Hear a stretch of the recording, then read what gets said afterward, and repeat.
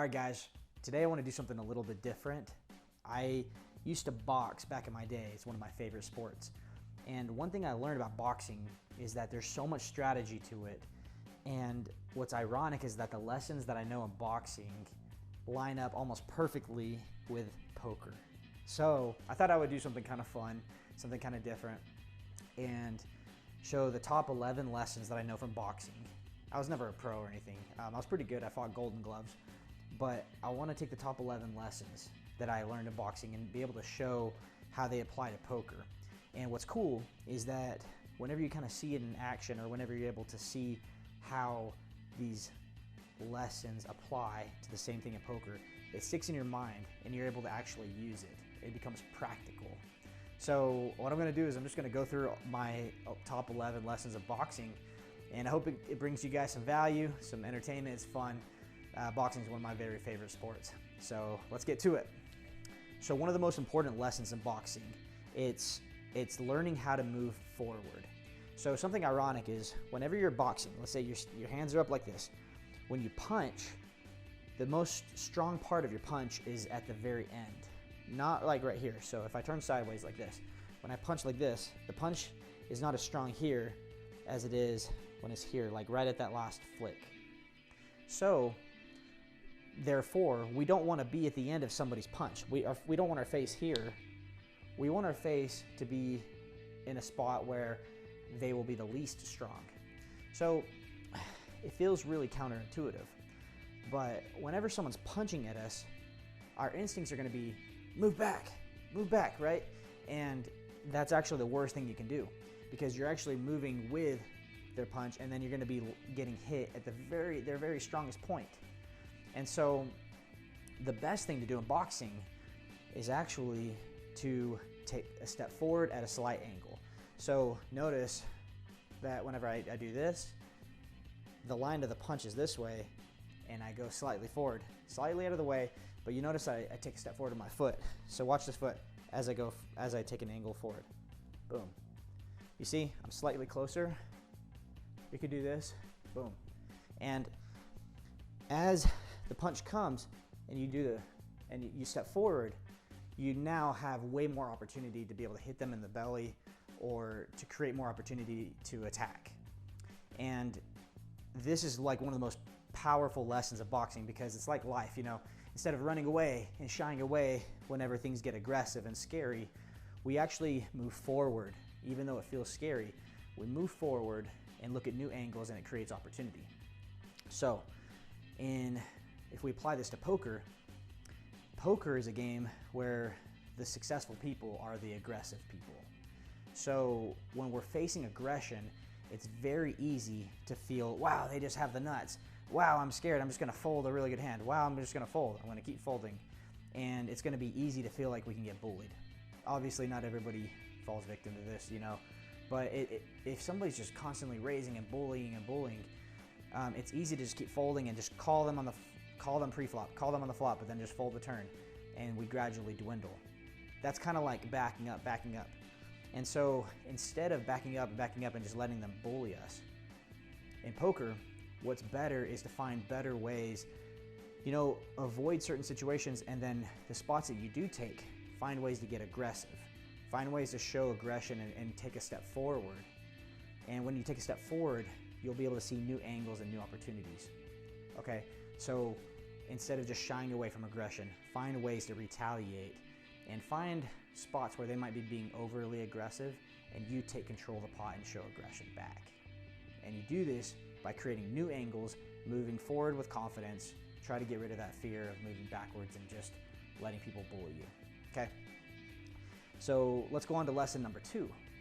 Lesson number 2 is actually almost the same exact thing, except from the opposite side of things. The strongest part of your punch is at the end, right? So when you're punching, you want to be able to land all your punches at the very end. It's very important. You're not going to win a boxing match unless you actually show that aggression and actually swing the punches and land them at the very end. So what you want to do is, if you apply this to poker, you want to be the one showing and demonstrating aggression. Okay, you're not going to win a boxing match just by moving around, all these cool little things. It's cool and it's helpful, but the way that you win is you got to throw punches, and you got to throw effective punches. And so it's the same way in poker. You're not going to win a pot by just like being passive and calling down and just checking everything down. You're just not going to have the best hand often enough to win those pots. You'll win it sometimes if you're running good, but sometimes you need to be aggressive and you need to win pots that don't belong to you. And that is kind of like in boxing. You need to throw punches and land those punches effectively. Okay, lesson number 3 for boxing and poker and how they're related. It's all about angles, okay? So in boxing, you know, I'm facing it, I'm fighting like this, right? You know, I'm going, and sometimes think like my opponent's tough. Sometimes they have their hands up and there's no weakness that I can find. So what you want to do in boxing is you're constantly, you know, shifting your body this way. So if I'm like this and these are my angles right here, and then all of a sudden I move to the side and then I do this, all those angles, everything is completely different from this perspective, right? Because that little bit of a shift creates so many new opportunities. So in boxing, we're constantly creating new angles. Move your head here, new angles. Here, new angles. Forward, side, new angles. And it's the same way in poker. You can't just do the same thing over and over again against decent players. You know, if you keep doing the same thing over and over again to these players, they won't budge and you won't be able to crack them. You have to kind of whittle them down. You got to switch the angles and you got to see new opportunities and you got to find out where their weaknesses are. And you do that by changing up your angles. Play different ranges, play different positions, try different moves, try different bluffs, try different value bets. And you try those new angles and those new perspectives, and that's how you constantly find new opportunities, and that's how you constantly keep your opponents guessing. Lesson number 4 for the way boxing and poker relate. It's this. You want to create a rhythm. So if you ever notice or watch boxers, they're punching. They don't come out just all out, swinging as hard as they can, going crazy. They come out and they kind of dance a little bit and they're punching a little bit. What they're doing is they're getting a little bit of a rhythm. They're kind of showing their opponent a little bit how they move. They're getting a feel of how their opponent moves, and they're creating almost like a rhythm or an expectation of their opponent. And what you want is you want your opponent to think that you're doing this rhythm. You always throw a jab, then jab right, jab, jab right. And then what you want to do is you go jab, left hook, and you switch it up. You completely switch it up on them, and you create this level of comfort and this level of expectation. And then when they least expect it, you switch it up and you get them hard. And that's what you do in poker. In poker, you create these rhythms and these expectations. You get people thinking that you're a certain way, and then when they least expect it, bam, you do the unexpected. You make that big bluff that you never would make, or you make that big, huge value bet on the river that's super thin value. You do things that are different, but you have to do it once you've created that relationship or that dynamic, okay? Lesson number 5 for boxing and poker and how they relate is it's as simple as this. In boxing, you know, like you can win with points and stuff, but what you really want to do is when you punch, you want to punch hard, and you want to be able to hurt somebody when you punch them, because you can kind of tap, tap, tap, tap, tap, tap, and you might win on some points and stuff here and there, but like it's just straight up practical to punch hard, hurt your opponent, create a weakness in your opponent, okay? Likewise in poker, if you're going to be bluffing and you're going to be making bets, don't be a little wuss about it. You need to find ways to be strong. And if you're going to bluff enough to where it hurts them. Make it painful. Don't bluff 30 bucks into a $300 pot. You know, make it strong. Punch hard, play hard, bet hard, play aggressive, be strong. This is a cool one. Lesson number 6 from boxing and poker and how they relate is posture and your stance. So in boxing, you're not, I mean, unless you're just like one of the greats, you go out there and you just have your hands down. You know, you can move around and, you know, you can try to like show off a little bit. But if you really want to be the best boxer, boxers have a stance, right? They either put their hands up, they guard, keep their elbows in, guarding their stomach and their torso, and they keep their hands up to guard their face. Some boxers like to do this, you know, they use their arm to guard their body, and then they guard their face with their shoulder. They take their right hand and they kind of guard it like this. So they're sitting there like this, and when they punch, people punch, they block it with the shoulder, block it with their hand. This is how Floyd Mayweather used to fight. But you know, most of the time boxers have their hands up, protect their face, so that they're fighting like this. The way that I translated this over to poker is I found myself playing really casual at one point. And I make big bets, but I noticed that I wasn't in the right posture and mindset. And so, as extreme as this might sound, I actually really believe in having a stance, or having maybe 3 to 4 stances that you go to, like a posture and a stance. So I'm going to be creating a whole series on this, on different stances and for your body language and your table image. But you want to be, you know, whether that's, you know, like putting your right hand on the table and your left arm here or up here, or having a place to look at the table, having some type of stance to go to. It looks strong, it protects your anxiety, it protects your image, just like boxing protects your body. Okay, so learn to have a stance. You probably already do this. If you don't do this, then I would really recommend starting to do it, and follow some of my other videos on those different stances. I'm going to be posting those a lot in the future. Lesson number 7 between the comparisons of boxing and poker. It's having composure, especially while you're under pressure. So in boxing, one of the most important things you could do is learning how to compose yourself, especially whenever your opponent is extremely aggressive and kind of freaking out and spazzing out. They might come at you and wail on you and throw punches, and you can just, if you can keep your composure, you know, you just move with it, roll with the punches, literally. Don't, you know, if they do hit you, have you ever seen those boxers that get hit and they just turn and they smile? They don't show the pain that it caused, and they don't let themselves get winded and freaked out at the situations, right? They stay composed, and then eventually the opponent that's kind of spazzing out and going crazy, they wear out. They can't keep doing that on someone that is just so consistently composed. Likewise, we relate this over to poker, right? In poker, we're gonna face aggression, and we're gonna face spontaneous bets and people spazzing out and people trying to talk to us and try to get tells off of us. And I would really recommend learning how to maintain and keep your composure, especially under this pressure. When you make bets under high pressure, learn how to compose yourself, to breathe, steady, to learn how to not freak out if someone asks you a question. Learn how to not have spazzy movements with your hands. Learn how to display confidence. And I'm going to be creating a whole series on this, by the way, on body language tells and how to look more confident with your body image and your table image, you know, while you're playing poker. But learning how to maintain composure under pressure is one of the most intimidating and one of the most powerful tools that you can use in poker and in boxing. It's like a mental thing. It just scares people. So really recommend that. Learn your composure. Lesson number 8, the connections between boxing and poker. It's learning precision and being deliberate. So whenever you're boxing, you get exhausted. So when I used to box, I used to like get so exhausted and I'd throw punches like this. And it got to the point where I wasn't even hitting very hard and I was just swinging any punch, you know, whatever. And it didn't even hurt. My opponent wasn't threatened because he just knew that there's no precision. I wasn't being deliberate. I was just throwing anything at him and it wasn't hurting him. So what I learned in boxing was it's better to throw a few less punches, but very deliberate. They come hard, they come precise, they come with strategy. It's the same thing in poker. You know, if you're just constantly betting, you have no pattern, you have no rhythm, you've got no purpose or meaning behind your bets, you're just kind of betting a lot. What happens is decent players will take advantage of this and they will start to bully you out of these pots.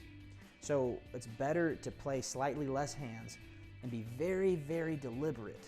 Be deliberate with the way that you decide to make your bets and construct something. Construct a story. Tell a story when you're running a bluff. Be able to make it make sense. And even if you get caught bluffing, at least it made sense. And at least it was a pattern. So at least you throw a pattern of punches and you did it because you meant to do it versus just throwing punches and vomiting bets at people. That's not effective. That's not what top tier players do. And that's one of the biggest lessons I've learned is precision and being deliberate in your plays. That's going to help you a ton on the tables whenever you play poker. Okay, this is going to be lesson number 10 on the connections between boxing and poker. And it's this. You want to avoid in boxing trying to over-exaggerate movements. Because when I boxed, I would get exhausted. You know, I didn't have as much time to train as my competitors.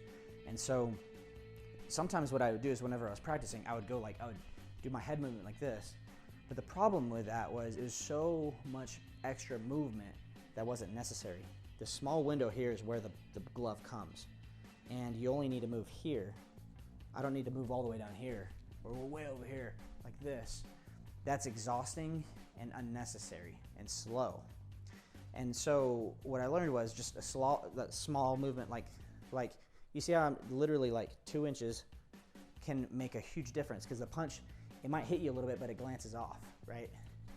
Or you can go under, like, so when there's just a little bit of a duck, I don't have to duck like this. I can just duck. Just a little bit of movement goes a long way. And if you apply that, I'm breathing hard, I'm out of shape. If you apply that to poker, what you want to do is, it's like, let's say on the river, you know that you can bluff this pot. You can just tell this opponent wants to fold their hand. There's $100 in the pot. You don't want to find ways to bet way more than you necessarily need to. If you know that a $50 bet will get the job done just as much as an $85 or $90 bet will, then do the least amount. Do the least amount of work possible that it takes to win. Now, saying this as a caveat, don't bet so little that forces them to call. You know, kind of what one of our lessons was earlier, where you don't punch hard. You need to make it hurt, but you want to throw the least amount of energy or the least amount of money possible in your bet to get the job done. Okay, so that's it. Little movements, not big movements. Like, a little movement goes a long way in poker. Make the little bets as much as possible to get the job done. Final lesson, number 11, between the relationship between boxing and poker. It's this. Learn, so when you're boxing, you jab, and what you're really doing with your jabs, your left hand, my right hand is my power punch. I'm not just going in and swinging power punch after power punch. You know, I'm jabbing with my weaker hand because I'm simply just kind of keeping them at bay, kind of testing their movements. But what I'm really doing is I'm trying to create different positions that I can be able to have opportunity to be able to hit them hard, okay? And then you jab and move angles, you know, you create space, you create positions, and ultimately what you're trying to do is you're trying to create an opportunity where you're in the best position possible, and then when you're in that position, you throw hard, purposeful, deliberate punches. So you do all the work, you get them, and you get your opponent in the corner, and then you jab it, and then you're in the right position, and then you go hard, and you go all out, okay? And so that's kind of how it is in poker. You're very careful. You're not just playing every hand. You're not betting at every hand. You're choosing your spots very wisely. You're picking a spot for a very specific reason, and you decide to play that pot or that hand with these people for a reason, with certain cards, or they're playing certain ranges. And then you jab, you play, you create a dynamic. And what you do is you wait for the right position or the right opportunity. And then when it is that moment, you got to go all out hard. If that means you're going triple barrel bluffing or triple barrel value betting, whatever you decide to do, you play that hand with a lot of strength, a lot of purpose. But you created that opportunity with all the jabs and the angles and the positions. You're very patient. You're very patient, and you wait for those opportunities. And when they present themselves, you got to take it. Even if you lose the hand, you got to play that. You got to play that opportunity with all your heart.